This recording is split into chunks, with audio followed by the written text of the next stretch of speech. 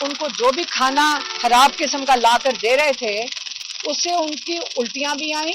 اب مجھے یہ بتائیں کہ باہر اگر ہماری فیملی تھی, اگر ہمارے لائرز تھے, کسی کو یہ پتہ نہیں ہے کہ اندر ان کے ساتھ کیا ہوا ہے. کیونکہ ہر قیدی کو ہفتے میں ایک دفعہ اپنی فیملی سے اجازت ہوتی ہے ملنے کی.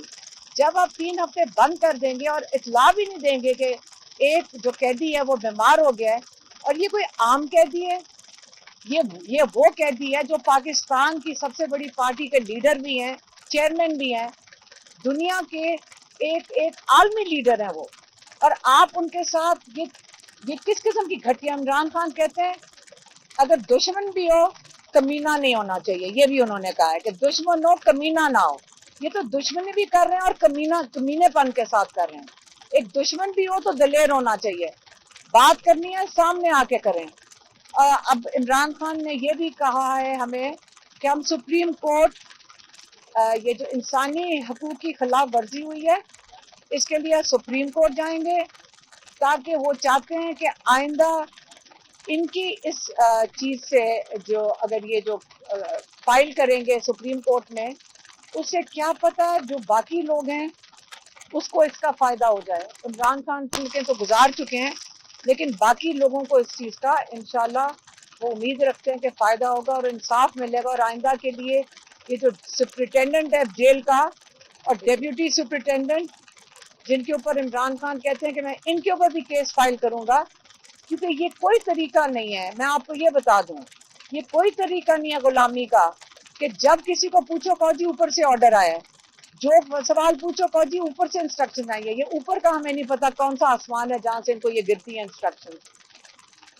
پر آگے جو ایک پچھلے دنوں سے ہم نے ان کو جا کر بتایا کہ جو اس وقت ٹی وی پہ بھی اور ویسے بھی یہ بات ہو رہی کہ عمران خان نے ڈیل کر لی ہے.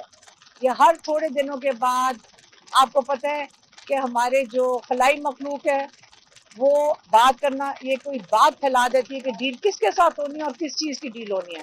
انہوں نے کہا میں بالکل کوئی ڈیل نہیں کروں گا.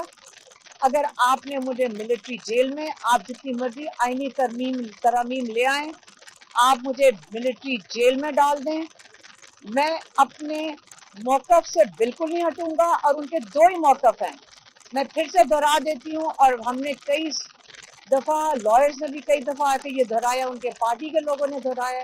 وہ صرف 2 چیزوں کی بات کر رہے ہیں, رول آف لا اور ڈیموکریسی,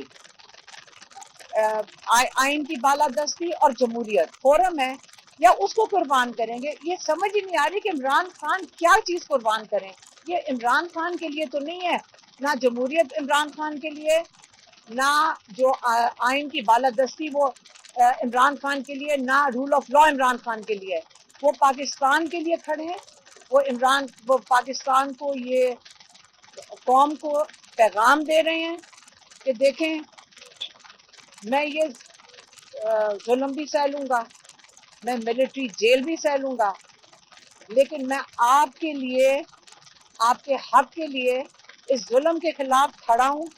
لیکن میں آپ کو بھی کہتا ہوں کہ جب تک آپ خود اپنے حق کے لیے نہیں کھڑے ہوں گے, آپ کو یہاں سے آزادی نہیں ملے گی, اور آپ چونٹوں کی طرح, غلاموں کی طرح تھوڑے سے لوگوں کے نیچے دب کے رہ جائیں گے. اب آپ کا انشاءاللہ موقع ہے, آپ کھڑے رہیں, آپ کھڑے ہوں, اور اپنا حق اور آئین کے لیے آپ کھڑے ہوں انشاءاللہ.